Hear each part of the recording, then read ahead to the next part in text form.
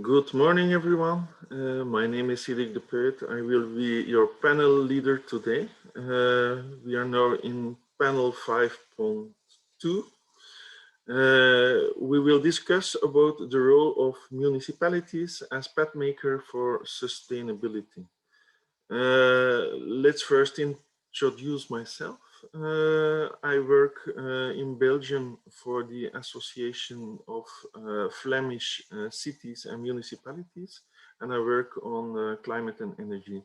So the topic of today is very interesting for everyone who's working with cities and communities. Next to me, I introduce you Markus Fritz from Fraunhofer, Germany, who is my co-assistant leading this panel. This morning we will have 4 interesting topics. We will start in Oxford. The topic from Paula Hansen. She is a postdoctoral researcher at the University of Oxford. Her topic tells first things first, laying the foundations of smart energy communities by exploring concepts and realities in European case studies. Paula Hansen, you have the floor.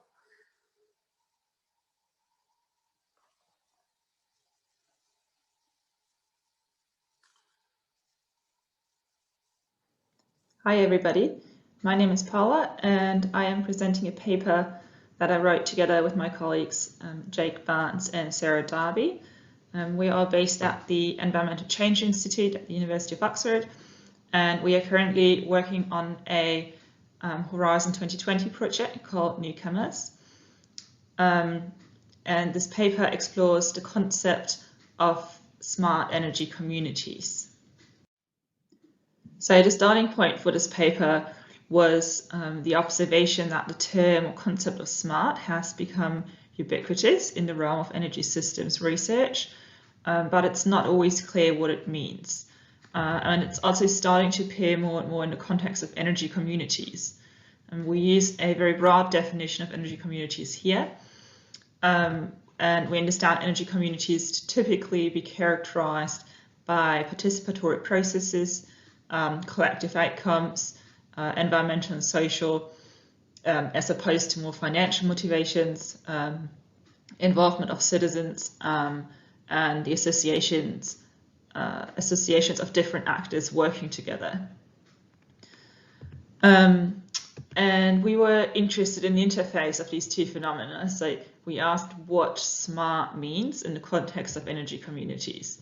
And to answer that question, we conducted a rapid review of literature, and then we examined 6 case study communities based on the findings.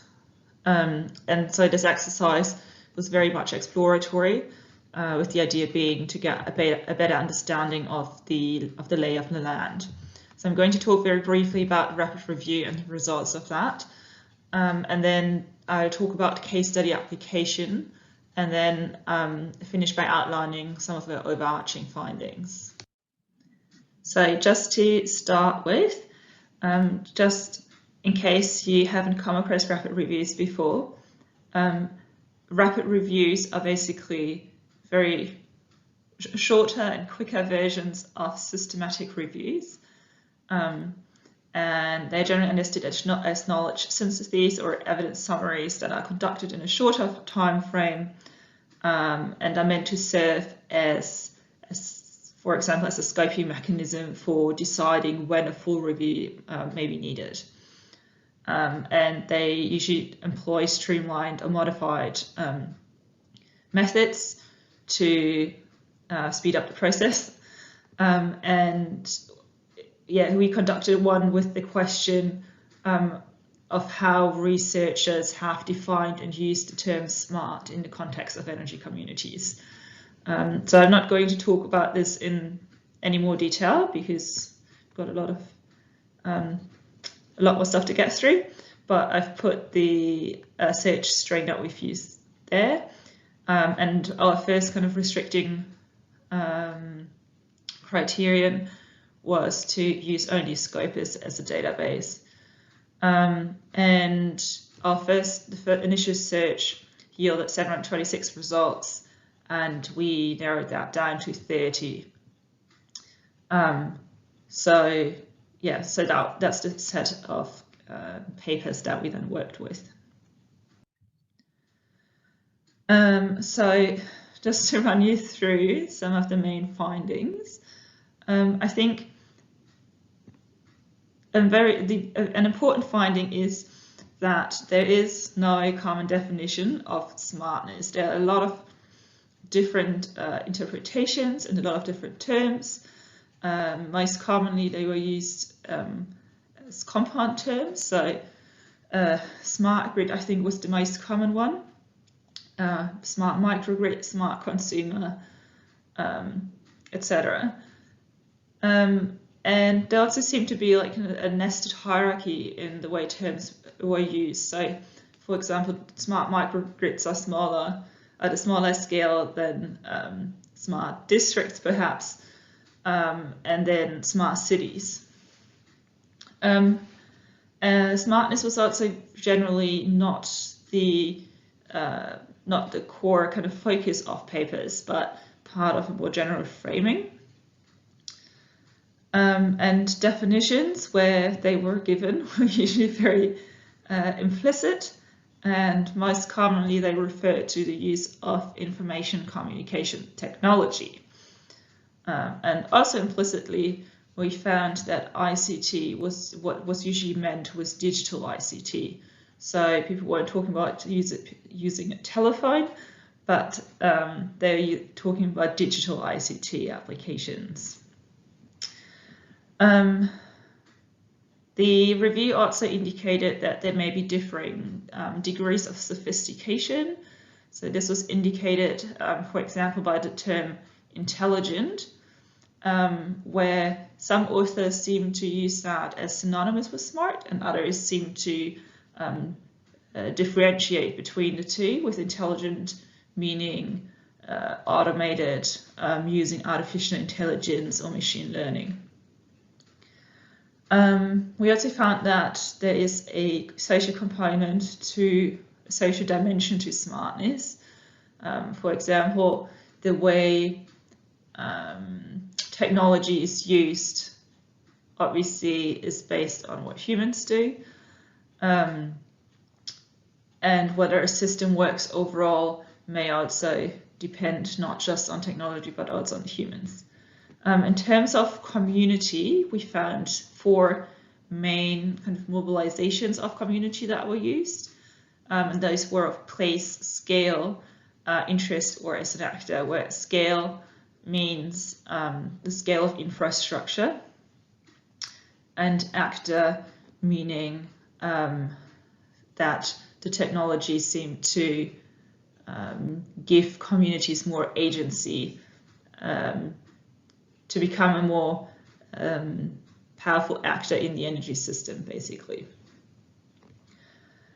And then lastly, we also found that smartness seems to differ depending on what kind of understanding of community is used, but how exactly wasn't clear from the review. So we posed 3 questions to then apply to the case studies. And these were: what types of ICT do the communities use? What functions does the technology have? And is there a link between the mobilization of community and smartness? And what might it be?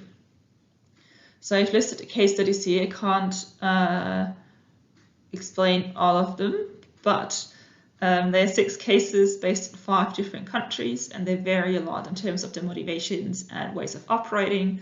So just to give you an example, the Jana Jesnica case is a community in an apartment building, whereas Power Zone, for example, uses peer-to-peer trading based on blockchain technology. The Silent community is a completely virtual community spread all across Germany. And we've analyzed all of these as part of the Horizon 2020 Newcomers project that I've mentioned before. So what we found was, first of all, that all of the communities use ICT to some extent. So there is a baseline sort of where, for example, they use websites for communication purposes or accounting. And then secondly, there's a wide variety, again, of technologies that they used, from metering technology to web portals and apps and platforms. And we identified 3 main functions that this technology has in the case studies, and those are monitoring, operation, and engagement. So by monitoring, we mean just basic monitoring purposes. So for example, in Jana Jesnica, there's a licensed supplier that uses smart meters just to kind of better understand self-consumption.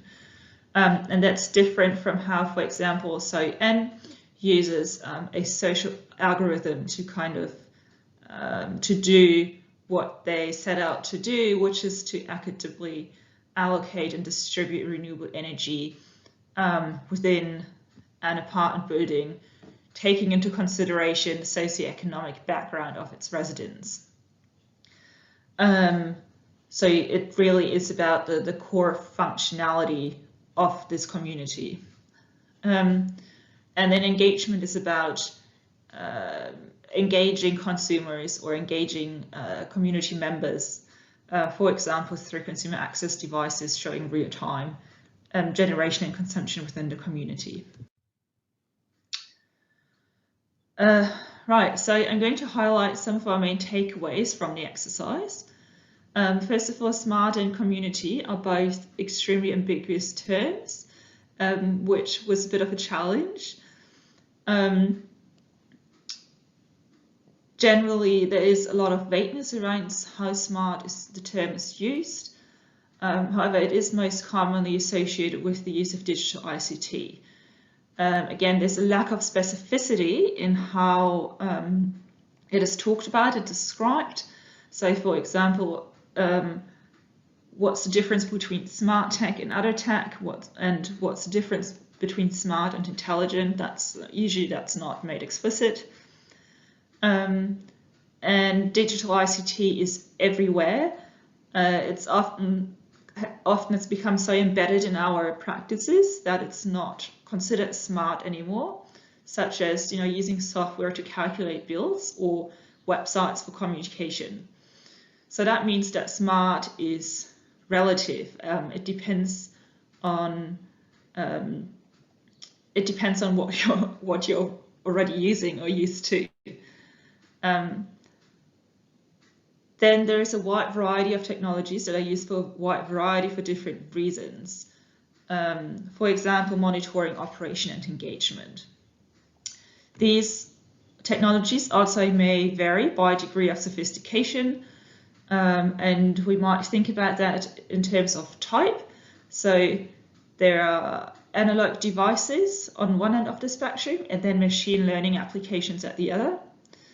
Or we might think about it in terms of function, so from basic monitoring to core functionality. And then lastly, we kind of, based on what we found, we propose that perhaps a better way to think about smartness then is to think about it as a characteristic of socio-technical configurations. So if all energy communities use some ICT anyway, then the smart label in just like the technological sense is pretty futile. It's different from just a smart technology. It's more about how the technology used, not the technology as such. So that emphasizes, thinking about it in this way, emphasizes the need for specificity and positions smartness as a relative concept that is dependent on technology and humans.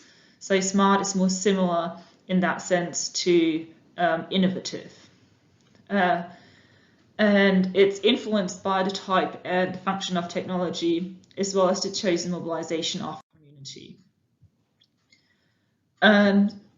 Right, so to sum up, this paper is basically a first step towards better understanding of smartness in the context of energy communities.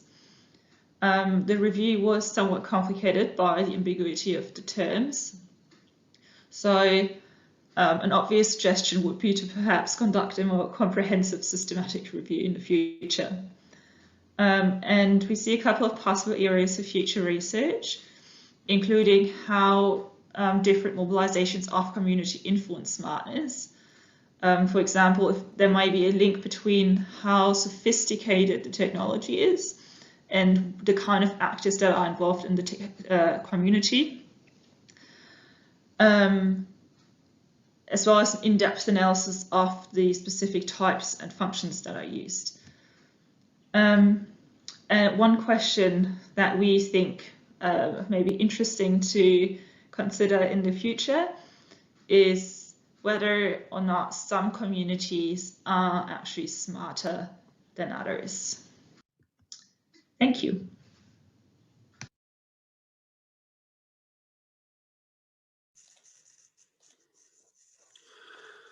Thank you so much, Paula, for this paper. First, I will address to all attendees of this panel. You can ask your questions in WOVA in the chat, please. This is the moment to ask a question to the speakers of this panel, so have them asked.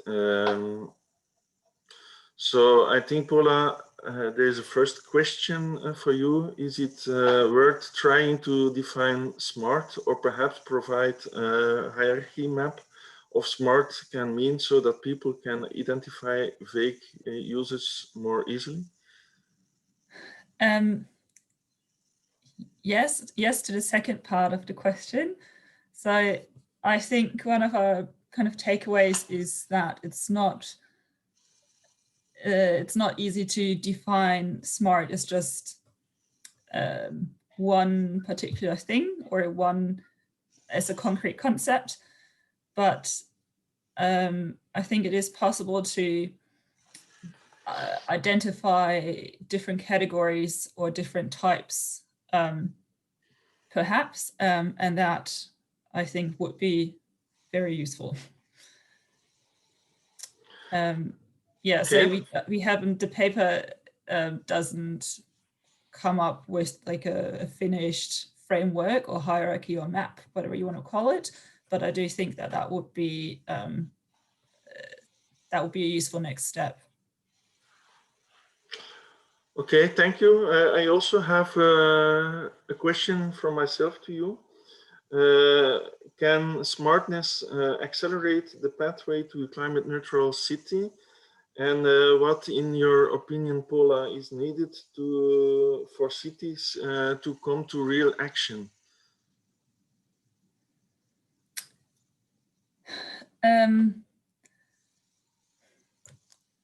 I think my answer to that is informed by socio-technical thinking. I think whether technology the extent to which technology can help accelerate the transition depends on how well it is used. I think that's my short answer. Sorry, what was the second bit? Marcus, do you have questions for Paula?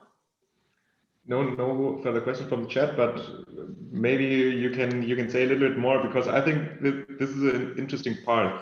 So the question, how much smartness is needed to achieve sustainability in cities? So what do you think about that? I'm not sure. I do think we need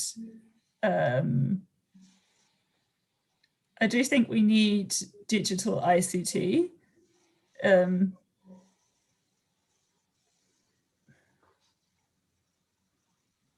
But yeah, it depends on how it is used and how well it is used. I think from having done the review, the impression that I got was that this idea of socio-technical systems and of people using the technologies gets a bit lost sometimes when we're talking about smart technologies. So yeah, I got the impression that that idea is fairly well established in a lot of the kind of energy social sciences, but it hasn't entirely been applied to or recognized in the context of smart technologies or digital ICT. So I think there is still some potential to gain a better understanding of how people or communities interact with digital ICT and what that means for overall system functioning. So you mean that smart people are more important than smart technologies? Yes. Okay. Exactly. Ultimately, yes. That's a very nice conclusion. Thank you, smart Paula Hansen. For the next topic, we will stay in Oxford. We have Sam Hampton from the Energy Group of the University of Oxford. He has his paper about pathways to lead Oxfordshire to zero carbon society. Sam, the floor is yours. Hello, my name is Sam Hampton and I'm a researcher at the University of Oxford in the Environmental Change Institute. And I'm going to tell you about a project I've been working on with some colleagues at Oxford, but also from a charity called Bioregional. The project's actually being funded by 12 separate local authorities and other stakeholders in the county, and they were all keen to find out different ways in which Oxfordshire can eradicate carbon emissions from its economy. To provide an outline to my talk, I'll start with a bit of Oxfordshire context and then describe some background to this project before going on to talk about where we've got to so far in climate action and decarbonisation in the county. And then I'll talk about the project, what we did in terms of developing scenarios and different pathways to achieving zero carbon, and end with some thoughts and reflections on the process. Okay, so Oxfordshire is a rural county in the centre of England, about 100 kilometres away from London. It's primarily a rural county. Obviously, Oxford City is at the centre of the county, and Oxford City is not a huge city. It's only about 150,000 people, so it's actually most of the population lives outside in the rural county, and obviously we have a very strong knowledge-based economy with a kind of world-famous university, but we also have a very strong low-carbon sector and a second university which is in the top 20 universities in the UK. So it's with all of that, there's quite an educated population with a knowledge-based economy, and average incomes are slightly higher than the UK average. But that said, there are some real areas of poverty and deprivation, particularly some suburbs of Oxford City. And another thing that's worth saying is that there are some political divisions within the county. The city has long been governed by a left-leaning Labour council, whereas the wider county tends to lean a bit further to the right, and various attempts have been made to kind of bring to collapse what we call a two-tier local authority system, which many counties in England have done to kind of drive efficiencies and things like that. But because of those political differences, we retain a higher level county council, and then 4 district councils and 1 city council. Okay. And in the last few years, I mean, I think this is a trend that's happening across the world, but local authorities in the UK have been particularly proactive when it comes to climate change. And I think it's now 300 local authorities out of about 480 have declared climate emergencies. And having done that, they're all beginning to think, what do we do about that? How do we create policies and strategies to respond to those declarations? And so many are now declaring net zero targets and putting in place plans to meet them. And so firstly, they have been focusing on their own operations, and as a rule of thumb, local authority direct emissions represent between about 2 and 5% of total emissions for the area. So it's not insignificant, but they're also very influential on the wider economy. So they've been setting these kind of aspirational targets to achieve a zero carbon economy across the whole territory, and they've been going for different dates for doing so. So for their own operations, most of them think they can do that in the next decade, as you can see in the middle column here. And then for the wider area, there's a balance here, because the UK has a 2050 net zero goal, and so some have just stuck with that, recognizing that that their local authorities can only control so much, and they rely on national frameworks and policies for so many things. So the county council have got a 2050 goal, as does West Oxfordshire District Council, but others have tried to be much more ambitious. So Oxford City Council have declared a target of 2040, and Cherwell and South Oxfordshire, which are quite rural districts, have got a very aspirational target of 2030, and are thinking, what can we do to really be leading the way. Okay, so just to provide a bit of background to our report, this is actually building on something that was written back in 2014 by colleagues at the Environmental Change Institute that has had quite a bit of impact. Some of these figures have been influential locally, but also got cited by the UK government's clean growth strategy.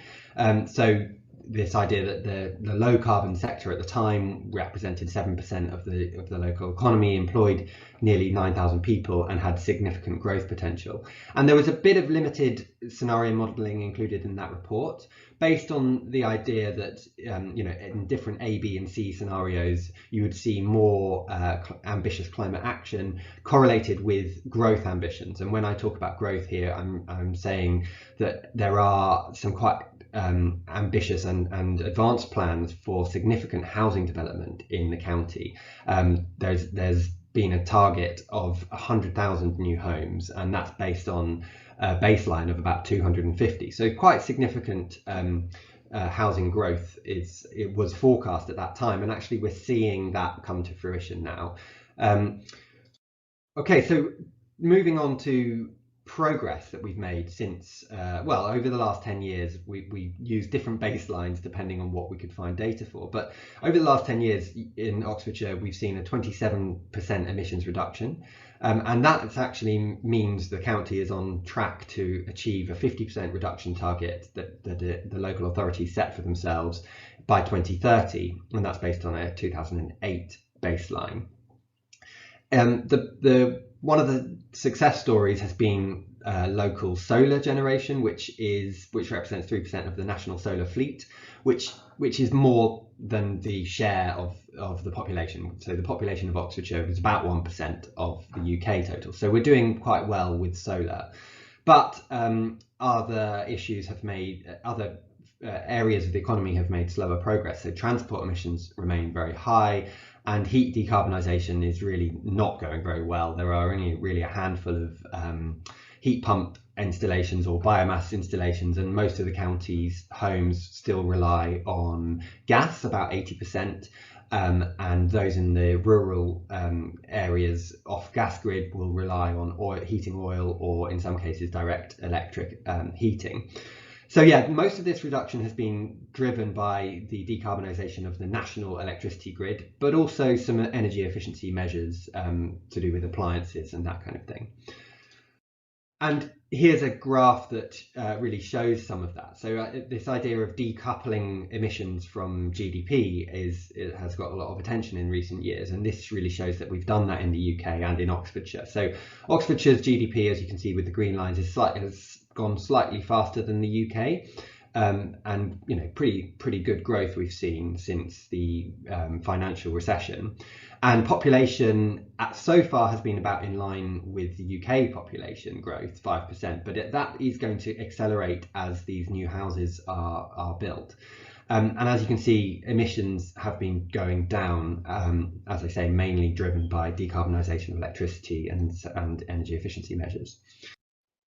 Okay, so in the report, what we did was to adapt some existing modelling for achieving zero carbon that's been conducted by the national grid at the UK level, and adapt that to Oxfordshire's specific context. And we came up with 4 different scenarios, which I'm going to go through quite rapidly now. So the first scenario is called steady progression, which is essentially a business as usual scenario, but it recognises that actually things are changing at the national level. We are seeing new policy announcement and investment. So it extrapolates from existing trends and already announced policies, but it doesn't see huge ambition, and it doesn't reach zero carbon by 2050. So here we see low levels of energy efficiency in buildings, continued reliance on fossil fuels for heating and for private transport. We do see a transition to electric vehicles, but it's a bit slower, and natural gas is used for heating well into the 2040s.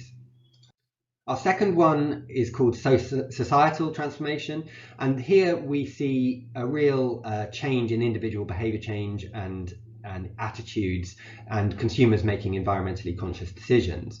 So we see a strong take-up of domestic energy efficiency measures, widespread installation of heat pumps, and in this one we see a lot of rooftop solar, as well as some ground-mounted solar installed in Oxfordshire. The uptake of electric vehicles is really rapid, but we also see a real growth in active modes of transport and the use of public travel too. And here, because of the electrification of transport and heat, we see electricity demand rising really dramatically. I think it's roughly doubling based on 2020 levels. And so we also see high levels of flexibility driven by user behaviour, so things like vehicle to grid technology and other time of use demand shifting. And we see here a widespread adoption of low meat diets, and that allows us to reallocate some of our agricultural land to double woodland and to restore natural ecosystems. And this is one of our 3 scenarios that does achieve zero carbon by 2050. The second is, in contrast, a very techno-optimistic scenario. Rather than see substantial attitude and behaviour changes amongst the population, here the change is driven by technology. So rather we see fewer heat pumps installed, and existing gas boilers are replaced with hydrogen boilers from about 2035 onwards. And there's a preference for ground-mounted solar as opposed to rooftop. There's a bit less user-driven flexibility, although electricity demand-side flexibility is still present, but kind of automated wherever possible.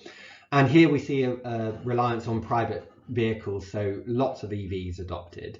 And on land, we see intensified agriculture and high levels of bioenergy production for use in CCS plants, which we think won't probably be built in Oxfordshire, but Oxfordshire does need to contribute to the bioenergy that is burnt elsewhere. And this is another scenario that achieves zero carbon. Our final one is kind of combines the best bits from the others, or at least the most ambitious. So it sees strong public and local policy support. Solar capacity, for instance, increases by 10 times today's levels and represents 6% of the national total solar fleet. We see a real deployment of heat pumps, lots of flexibility from users' behaviour, and besides the electrification of private vehicles, we see a lot more active travel and low traffic neighbourhoods, and also in the widespread use of shared modes of mobility. Here, land is freed up again by low meat diets, meaning we can allocate much more land to solar, but also bioenergy production, and it achieves zero carbon at least by 2050, if not before. Certainly it's possible to given some of this this ambition, to achieve it by 2045 here. So I've described at least 3 different ways in which Oxfordshire can eradicate carbon emissions from its economy by 2050. But there are some real commonalities here that are worth drawing out. So each of the 3 scenarios involve the rapid deployment of solar photovoltaics on rooftops and in fields. But we also need to see a major programme of retrofit for our existing building stock, as well as stepping up our ambitions for energy efficiency standards and solar generation on new homes and other developments. Each of the scenarios involves a substantial increase in electricity demand, and that's going to need significant investment in the grid, and also the widespread use of flexible practices on the demand side. Each of the scenarios will require the rapid phase out of gas boilers and also fossil fuel modes of transport in the next 10 to 15 years. And we need to see innovation in food production, and we're going to see more growth of bioenergy. And finally, we need to see more restoration of ecosystems and enhancement of natural capital. So just to finish with some thoughts and reflections, it's been brilliant to see in the last couple of years how local stakeholders, including all the local authorities, are taking climate change very seriously. They clearly see an opportunity for the economy, the knowledge-based economy, to drive the transition, and for us to see economic growth on the back of that. It's interesting to observe that local areas are really competing to be seen as climate leaders. I think some of that is in anticipation of COP26, which is going to be based in the UK this year. But where that competition can drive ambition, we also need to see more collaboration and recognition that we need national government to drive action here as well. It's been obvious that some of that target setting, by saying we're going to achieve this 20 years before the national target, is probably quite unrealistic, but actually recognizing that it's a message, it sends a real powerful message, and that should be acknowledged, that Oxfordshire is saying to government, we want to do this much earlier than current national legislation requires. And finally, you can read the paper for more detailed conclusions, but it's clear that with the COVID recovery and all the investment made by the state, but also businesses, it's essential that climate action is linked with that. Okay, so thank you very much for your time. A bit over 15 minutes, apologies for that. Thank you very much.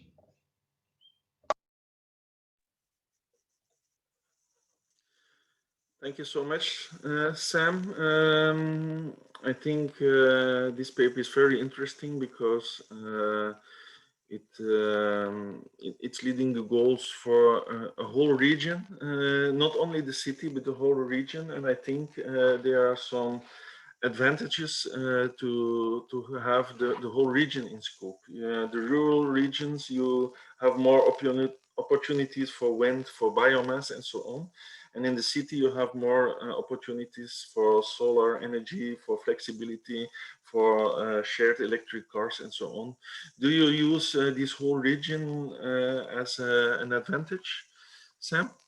Yeah, absolutely. If it was only the city we were looking at, then, as you say, we wouldn't have so much opportunity to generate renewables. Whereas as a rural county, we have the opportunity to install a lot of solar, which is it has happened. There was a bit of a pause from, say, the last 5 years when the economics of solar has not been very good, but it's really picking up again, and we're seeing lots of plans from some really big solar farms coming. So yeah, absolutely. One question that we really grappled with was kind of how much of local demand we ideally would generate ourselves. Obviously, the UK is kind of got a big advantage when it comes to wind and offshore wind, and that we've seen so much progress there. But Oxfordshire, for various reasons, is not the best place for wind. That we've got several kind of areas of outstanding natural beauty, which makes it very difficult, and the planning system has all but made it impossible in recent years to install new wind turbines. So it's not going to be 100% is what we came up with. And so we kind of, yeah, it's a debate as to how much of local demand should be met by local generation. And the most ambitious Oxfordshire Leading the Way scenario that I described has about 55% for that figure. But yeah, there's lots of trade-offs, and definitely I think you're right, looking at it as a city region is a really helpful perspective. So Sam, we have a lot of questions for you. Thank you everyone for posing questions. You can still pose your questions at the chat. One detailed question for you, Sam. Is there a legal regulation of the phase out of gas boilers? And can you maybe provide it? And in general, how to address homeowners to go for retrofit and change of heating system? How do you do it?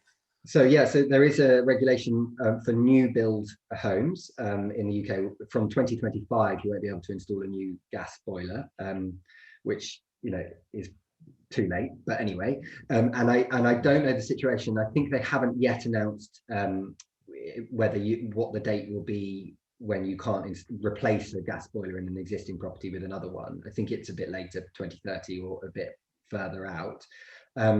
So that's really got to be very important. One important thing to consider when thinking about low carbon heating systems in the UK is that the building stock is not very efficient in general, particularly by European standards.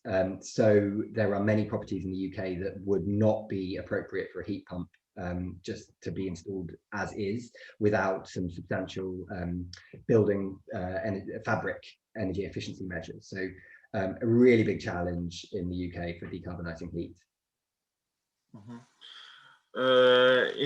In the same situation, in your you talked about hydrogen for heating houses. Don't you think hydrogen is too valuable for heating the houses? Yeah, it's a good point. Absolutely. I've seen some really interesting work recently showing how many uses there are for hydrogen, and heating for homes comes quite low down that.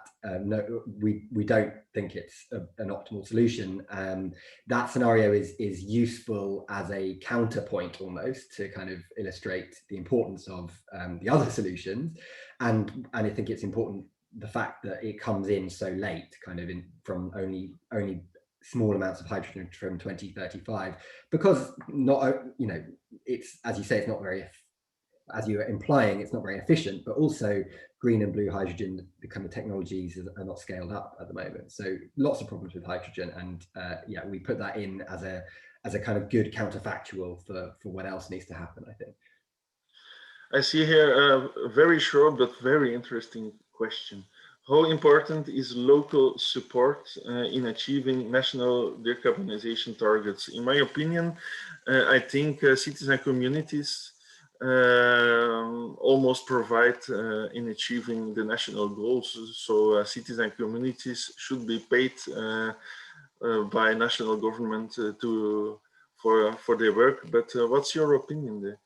Absolutely, and this is what I was trying to get at about with these setting targets that are so far ahead of the national, because for a rural district in Oxfordshire to say it wants to achieve net zero by 2030, 20 years ahead of the national government is slightly mad, because we rely on national policy to ban the use of fossil fuels in vehicles and to ban gas boilers, and that kind of thing just cannot be done at a local level with the current levels of devolution that we have. But I think the point is, it's a political statement. It's a statement of will, and it's saying, look, the people of Oxfordshire have voted in for local government officials who think we should be going much further. So it sends a message. So I think that local support is really, really key. It gets difficult when you actually try and kind of talk about the practicalities, because actually it's like, you can't do that much. But yeah, there's a lot of politics here, and I think that kind of local support is key. And I see the question above about community groups as well, and there's a reference to low carbon West Oxford, and I think individuals can be really important, and even really small community groups like that. And I think Oxfordshire, we've seen a lot of strength. It's really strong community groups come together, and we have a network called the Community Action Group Network. One real thing that we have seen a big success here is kind of local community funded solar, and in one case a wind farm, and also kind of solar on schools and energy efficiency measures. So there's an organization called Low Carbon Hub that's been able to leverage that kind of public support and actually get people to invest, and they get fairly good returns on their investment, and it's a real win-win. So yeah, the transition, there's a hell of a long way to go, let's be clear, but what we have seen has been driven by the very, very grassroots in the county. Sam, I will pick one more question with a short answer of yours, and then I go to Marcus for the last question he can pick to ask you. The short question, with user flexibility in electricity, do you mean local peer-to-peer energy sharing between citizens, or another form of flexibility like batteries and so on, or do you mean both?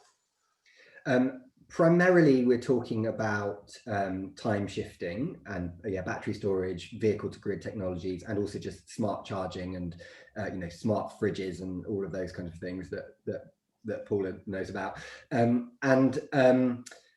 Because what we're talking about is avoiding the very expensive upgrade of or trying to mitigate the costs of upgrading the local grid, which is constrained in various parts of the county. And we know that we will need to have millions of pounds of investment in the local distribution network, but flexibility plays a key part in kind of making sure that that bill is not too high.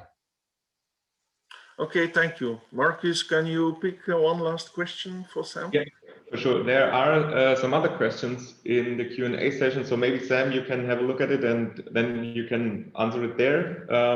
But maybe one thing that I'm also interested in, do you see a role for a municipality-owned solar installer to be created who could install systems? Do you think this is a good idea to lower the price? Yeah, I mean, maybe. I don't know that much about the solar installer market, but I do know that there are lots of solar installers. So I don't know if there is necessarily a need for a council-owned company to do that. We have some pretty good firms in Oxfordshire. Some of them went under, unfortunately, when the feed-in tariff was so quickly shut down. But one thing I think that municipalities have a really important role is in fundraising. And there's a pension fund, for example, that is I think it's a national local authority pension fund, and they've recently said that they kind of have a climate objective in what they want to do with that investment.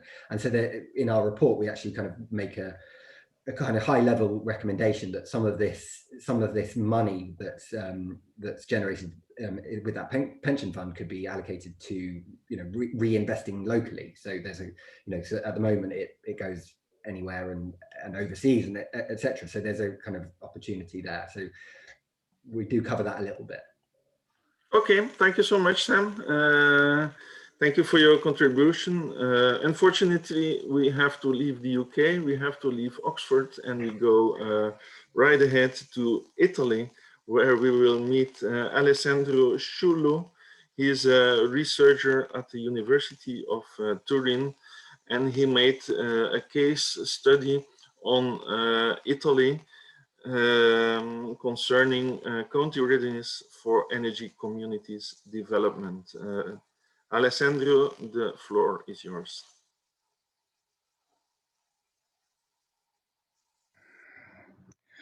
Good morning, everybody. I'm Alessandro Sciullo from University of Torino, and I will present in the next few minutes an exercise that with some colleagues from the EQU project we carried out in the past month in order to assess the country readiness for the energy communities development.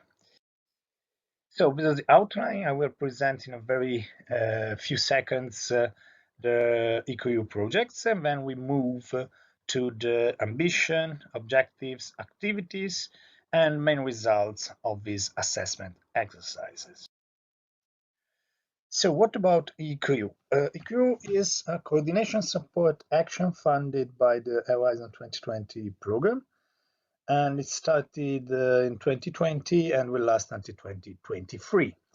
The main ambition of EQU is to address a few challenges posed by the EU directives on renewables and energy market, the directive that have to be implemented by the end of this year, and that for the first time recognize two energy communities a formal juridical form. The problem is that these two types of energy communities might require people that would like to join an energy communities a bit of effort in terms of motivation and a bit of effort in terms of financial barriers. So EQU aims at overcoming, in a way, these challenges, these limits, going a bit beside and beyond the EU directives by proposing and implementing a kind of virtual community that would require to people just to sign a contract with an energy retailer and of course having a bit of IT infrastructure like a mobile phone. The idea is to create a virtual communities mediated by energy retailer that is the EU administrative entity in order for exchanging energy among prosumers and consumers. Say that, what are the premises and objectives of this assessment exercise? Well, the involvement of society at large, meaning stakeholders and the citizens, in the past year have gained a lot of relevance for the energy transition in order for improving the acceptance and the adoption of renewable-based technologies, innovative technologies, in order to grasp citizen needs and hopefully meet their expectation, and in such a way to provide more market-tailored products and services. In view of these challenges, the energy communities, or widening the scope, the collective action initiative in the energy field started to play quite a relevant role for the past 2 decades. And now that they have received a formal recognition of their relevance, time has come to try to assess the extent to which the countries, the European countries, are ready to implement the energy communities model. And this is why we decided to go for these assessment exercises that have 2 main objectives. One is to propose a first set of dimensions to assess the country readiness in view of energy communities implementation, and to test a first test of this assessment in the case of Italy. So coming back to what are energy communities, as an informal definition that might help in defining the boundaries of this organization is that by energy communities we can refer to any groups of citizens or juridical persons who voluntarily decide to associate to meet their energy needs through the collective production, consumption, and purchase of energy. So the main two words are voluntarily and collective. In terms of the formal definition coming from the EU directives 2018 and 2019, the European Union defined the main domain or aspects to be considered for an energy communities to be implemented. So governance, ownership and control purpose, geographical scope, activities, participants, and effective control. Some of these domains are almost identical for the renewable energy communities and citizen energy community, while the other have some differences. The main differences are that in terms of geographical scope, the renewable energy communities have to be local, while the citizen energy communities don't need to be local. In terms of activities, the citizen energy communities have to produce only electricity, while the REC can produce also heating. And in terms of participants, the citizen energy communities might also have among their members large enterprises. In any case, not any of the members can have energy as the primary actor. Say that, what are the dimensions to be considered in order to assess the country readiness? Let's go back to the eceee model. The eceee model is a model promoted by citizen and social actors within a specific energy system in the context of a specific European national local regulatory framework. These are the three main elements that immediately drive to the needs of collect information on three dimensions: the socioeconomic and cultural profile, the energy system, the institutional landscape. The first, intended as a proxy for the country's social and not only social innovation potential. The second, the energy system, considered not only in terms of energy infrastructure, demand, production, but also in terms of the people that perform and live in the specific energy system. So to be considered also the citizen attitudes toward energy and sustainability. Finally, the institutional landscape is made up of legislation, policies, and administrative processes. Let's go through to Italy. For what concerns the socioeconomic profile, in Italy we have the so-called three Italies, is an expression proposed 50 years ago by an Italian sociologist to describe the territorial gradient that characterize Italy, that characterize the country. From the north to the south, you can actually detect a decrease in almost all the social and economic indicators that pose the north center part of the country almost in line and often above the European Union average, while the south continues suffering a structural and historical gap for almost all the indicators. In particular, for what concerns the distribution of wealth, work, and employment, in the north, we have almost half of the country's enterprises and more than half of the workforce. In terms of education, Italy has a dramatic delay with respect to European Union. 40% of people have only primary education versus the 20% of people in European Union. Less than 20% of people have a tertiary education level against the more than 30%. Okay, so for what concern energy system, we can say how in 2019 Italy is still a country based for its electricity needs on fossil fuel with a high dependence from abroad. Less than 90% of the demand for electricity is met by domestic production, and more than 60% of the total energy produced is produced by thermoelectric plants. These thermoelectric plants are mostly fed by natural gas imported from abroad. So to summarize, almost 50% of the electricity in Italy is produced through natural gas imported from abroad, plus 12% of electricity directly imported from abroad. This is quite a critical situation, with renewables in any case gaining a bit of relevance in the past year. We have also some problem in terms of overloading of the transmission lines coming from Switzerland, France, and along the Adriatic coast.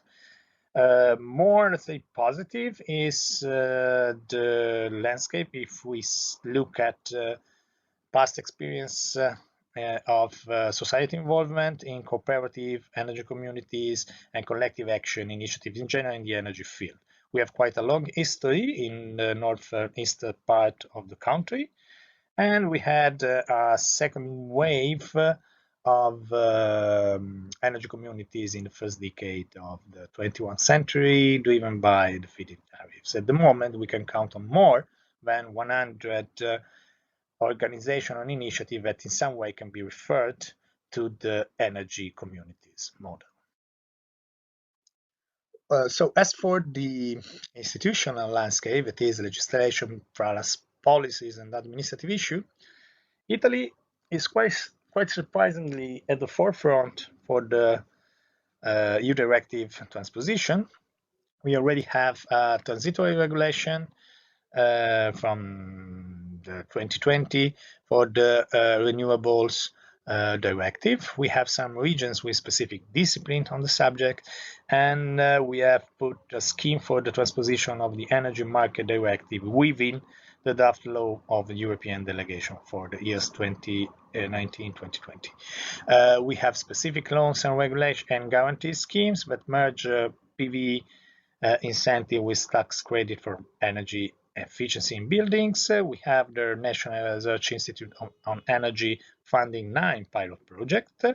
We had implemented the first energy communities perfectly in line with the EU directive last month, close to Torino, and we can count on a strong cooperation between the Ministry for Economic Development and the National Authority for Energy Regulation in view of defining a context for energy communities implementation. Okay, so to conclude, here are the main results of this exercise in terms of strengths and limits that we detected for Italy and for the exercise in itself. As for the socioeconomic profile, we see how Italy is a heterogeneous country with a huge difference between the north-central part of the country and the south. And heterogeneity that should be, of course, taken into account when designing an effective implementation of the EU directive. What we focus on are all indicators related to energy communities intended as technical organizational innovation. But if we want to grasp the social innovation of the energy communities, we will need more and different information from other sources that we didn't consider in this exercise, but we intend to consider in the next future, such as social interaction, trust, and solidarity. As for the energy system, Italy has an electricity system still fossil fuel based with a high dependence from the abroad, but we can count on quite a long and well-established history and tradition in terms of social participation and cooperation in the energy field. As for the institutional landscape, even if we don't have yet implemented the EU directives, we can count on a temporary transposition. So finally, to successfully implement the energy community model, for sure in Italy, we will need to renew the current energy system towards renewables, higher renewable share, and more modern infrastructures. We will need to reorganize the administrative procedures that are always an issue in Italy. We need to promote cooperation between policymakers, stakeholders, and to encourage private-public partnership to avoid to be too much dependent on public funds. And we will need to shift citizen education in general and their awareness about energy issue and the role that they can play in the energy field. And that's all. Thank you for your attention, and for any further information, this is my email.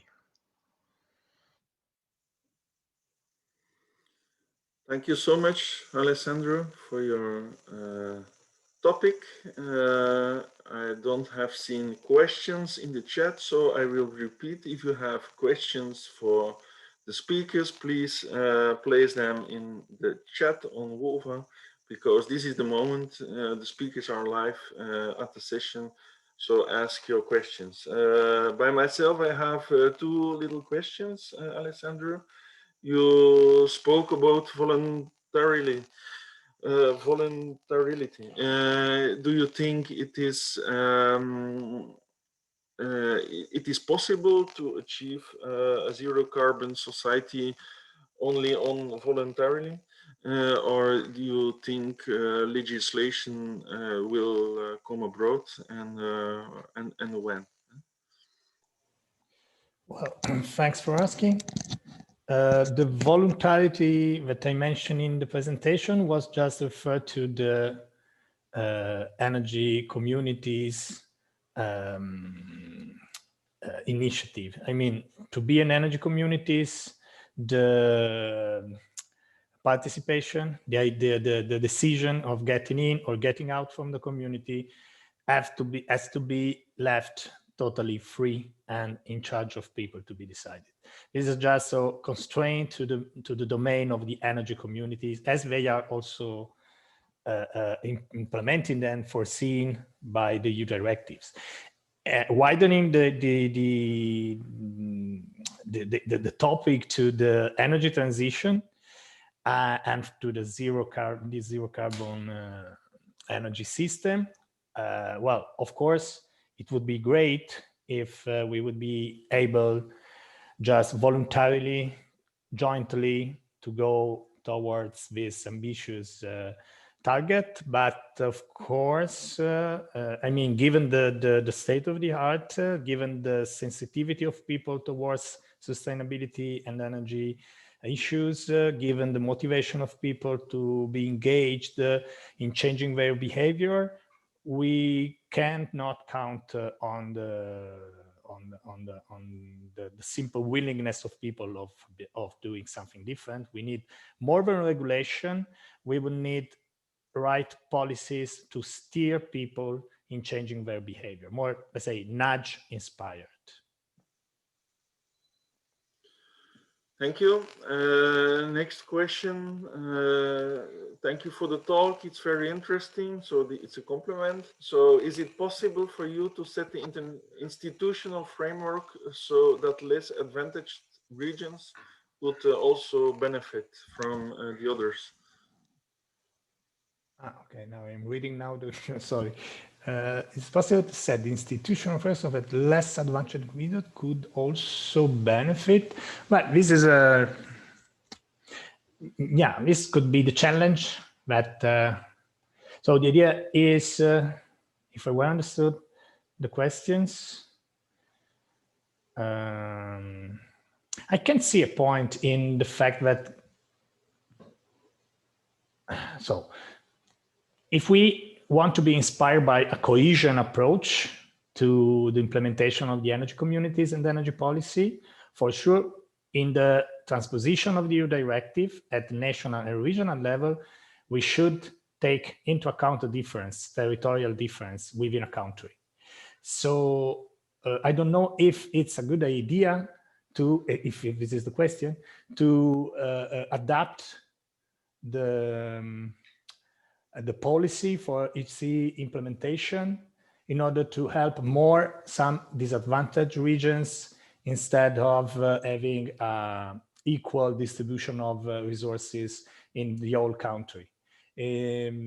For sure, the implementation should take into account the difference, and I think the transposition is a good opportunity.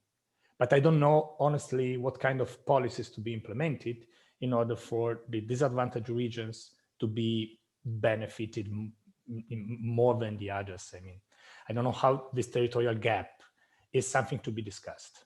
the second. Okay, maybe you can discuss in the chat with this person and discuss further on.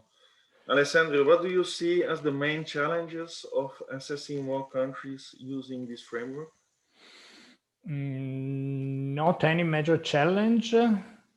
Of course, there is always an issue in collecting data, but we used institutional secondary data that should be available in all the countries in Europe. And so I can't see any specific challenge. So I will pick one more question and leave the last question again for Marcus. Alessandro, is the long-term end goal to connect energy communities in different countries? Is this feasible, desirable, and efficient? So end goal to connect energy communities in different countries. What I don't know what what do you mean by connecting energy communities in different countries? So connecting energy communities across boundaries, connection among networks of energy communities. Well, for sure, given that at the moment the energy communities, as foreseen by the EU directive, are really small and are not able individually to play a role, for sure, if they cannot grow in scale, they need to federate and to build a network. I don't know if national or international, but for sure the network is important. So I suggest for who asked the question to clarify more in the chat and have a nice chat with Alessandro.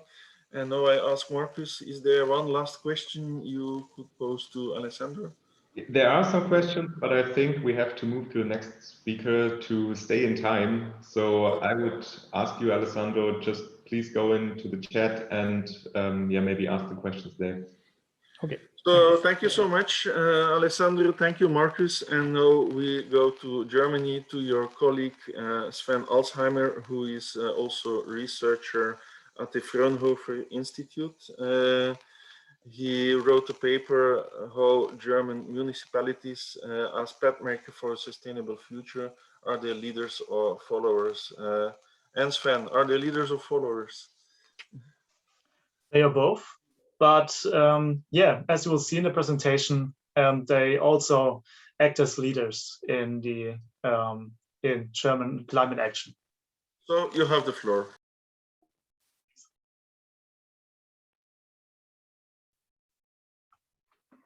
Hello and welcome to this presentation, where I'm going to present the paper that I've written with Elisabeth Dütschke and Heike Brucker, both also working at the Fraunhofer Institute for Systems and Innovation Research. The title of our paper is German Municipalities as Pathmakers for a Sustainable Future, Leaders or Followers. And what we analyzed in our paper is the perceived role of the municipalities in regards to climate action, as well as their interactions with actors outside their municipal administration. Now, looking into the agenda of this presentation, first I want to give you some background information, and I will talk about the possible roles of municipalities in climate action. After that, I will look further into the research goals and the data and methods, and also I'm going to present to you the key results, and I will conclude with the key findings of our study. Starting with the relevant background information, the 21st century has been called the century of the cities, which emphasizes the role that a local level can take in sustainability transitions and also the reduction of climate change. The importance of the municipal level is shown in different points. For example, they take a key role in making the link between individual actors on the one hand and higher political levels. Also, the local level is the place where the implementation of measures to meet climate change are executed, and municipalities also have a strong influence in shaping the local context. So you see the importance of the municipal level on the one hand, and challenges for the municipal level are that they have a lack of legislative power in comparison to subordinate levels, and often they also have limited resources. So you've seen the importance and also the key challenges for municipalities in climate action, but what are the possible roles that they can take here? And here I want to present to you 6 possible roles, which we took from the literature and combined in our concept here. And the first one I want to start with is the role as a consumer. By consuming goods and services in a climate-friendly way, the municipalities can trigger the demand for sustainable innovations. So they can do this by climate-friendly procurement measures. And by doing this, they can also act as a role model, and they can lead by example for other actors to follow them. They can also act as networkers and information brokers, so they can support the exchange between different actors on the local level. And also they can act as local leaders through strategic governance, through action plans, and so forth. Also, they can regulate in a way in the local context. In Germany, for example, they are responsible for public administration and also public services, which are referred to under the term of Daseinsvorsorge. And they can also provide information and services. They can consult other actors, and they provide services such as car sharing, for example.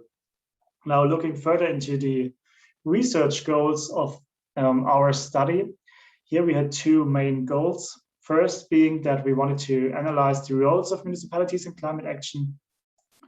And here we looked further into the municipalities' self-perception of the role, as well as their perceived role in relation to higher levels of government.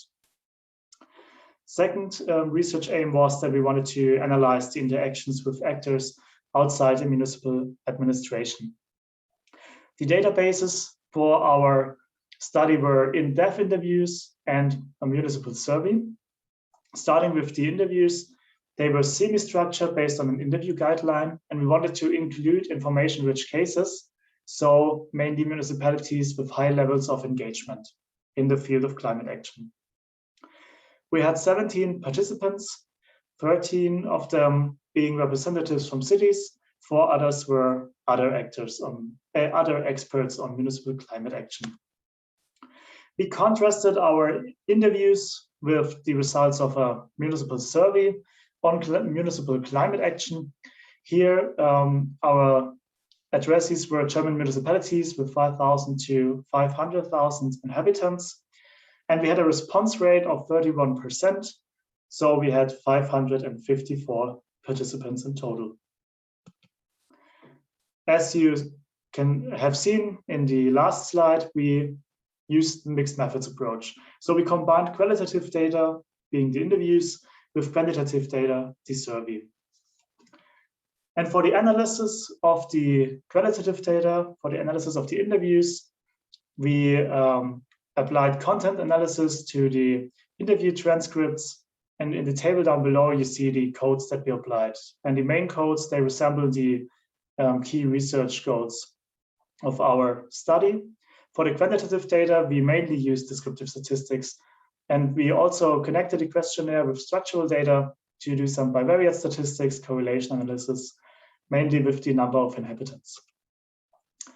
Looking into the results of our paper, one of the key findings was that 48% of the municipalities rated the level of engagement in the field of climate action high or rather high, and many others in the midfield.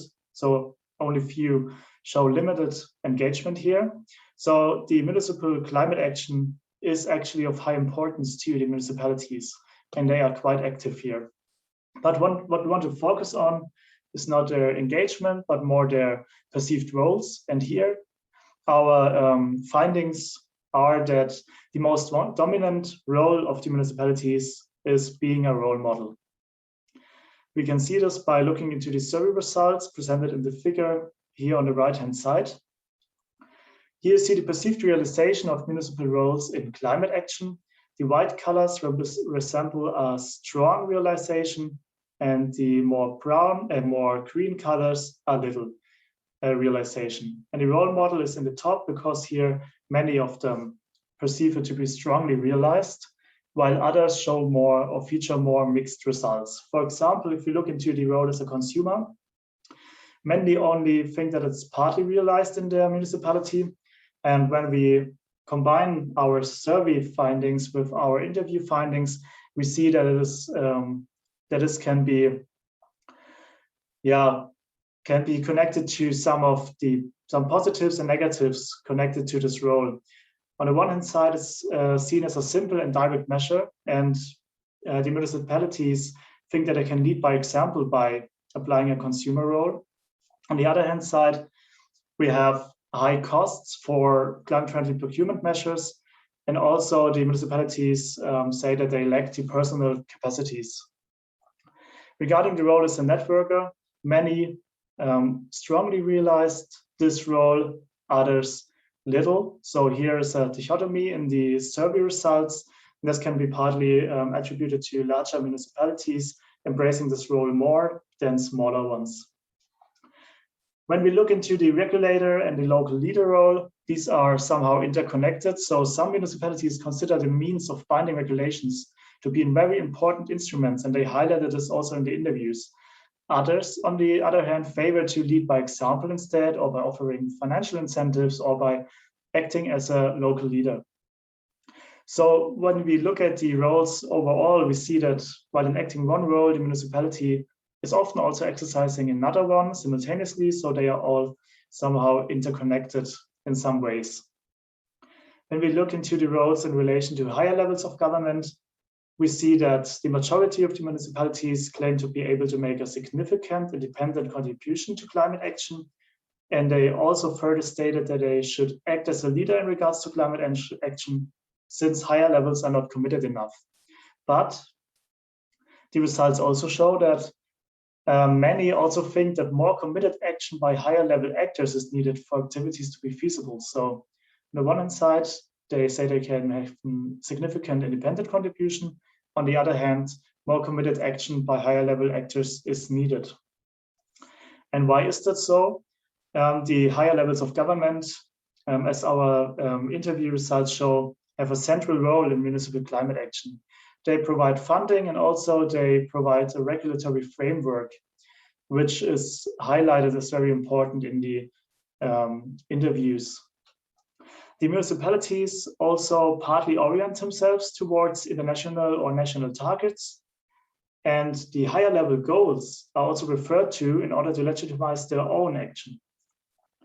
So here we see that they look at the international and national targets, but the implementation of the targets is not perceived as the central task. It's more a voluntary action, not a mandatory one. And when we look into the actions with actors outside the municipal administration, we also see that the higher levels actors are not their most frequent exchange partners. Here, the primary exchange partners are actors from civil society, which are perceived as key initiators of local climate actions. And the perceived frequency is shown in the figure down below, where you see that the civil society is in the top. So here, the most frequent exchange takes place. And when we look at the bottom of the figure, we see that the European Commission and the United Nations, but also the federal government, so these higher level actors, here the municipalities are often only seldom or never in exchange with those actors. So they are the least frequent exchange partners.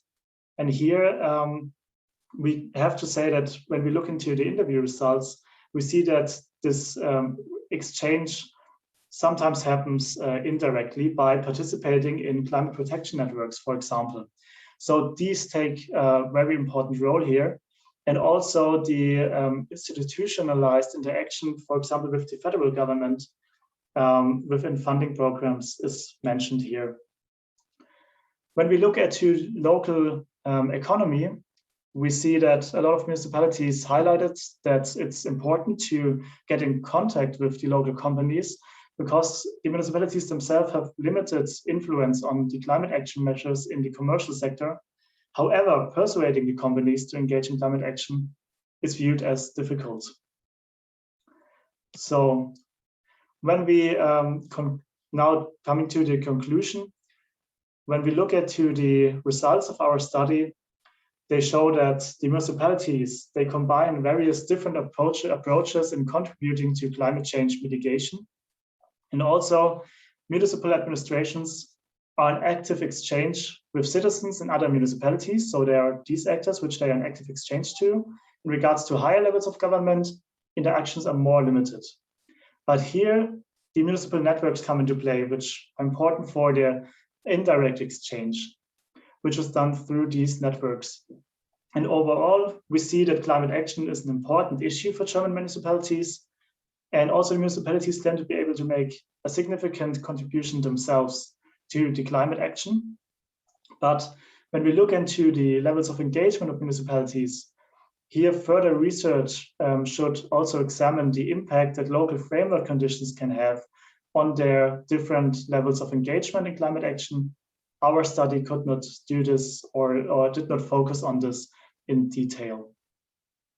So thank you for listening. And if you have any questions, feel free to ask. And I look forward to seeing you in the discussion.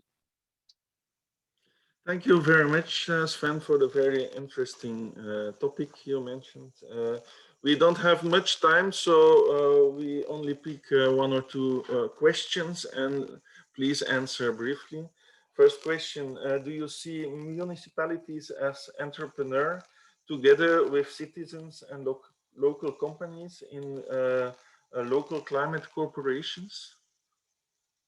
So cities as entrepreneurs, yeah, actually, what we also saw in the interviews is that cities can promote through funding and can promote like innovative ideas in climate action, and also they can network and create networks of innovative actors. So this may be how they can act as entrepreneurs in this field of climate action. One briefly question, do you have any idea of how well the German municipalities are EU representative? Would maybe the result also be valid in France or Sweden or Latvia and so on? Yeah. So actually, as this is as we interviewed and surveyed municipalities from Germany, it's specific to this context. So we have this limitation here when we want to transfer the results to other countries. But although this is the case, it is also possible to draw on some of the results. But you have to take the regulatory framework of the cities you have them in mind, because in Germany the municipalities have quite a lot of responsibilities, and in other countries this might be the case in a lesser way. Do you have an idea, Sven, about the size of municipalities? Do you think how many people must be in a municipality so that it's big enough to function on this matter? So actually, when we looked at our survey results in regards to the level of engagement in climate action, the size of the municipality, there was no correlation there. So actually, which was quite fascinating to us, that the size was not the most relevant factor. So maybe other framework conditions play a role here. And this is why I mentioned the further research in this respect. Yeah. Thank you. Marcus, do you have one last question for your colleague? We have a lot of questions in the chat, so maybe Sven, you can also go in the chat.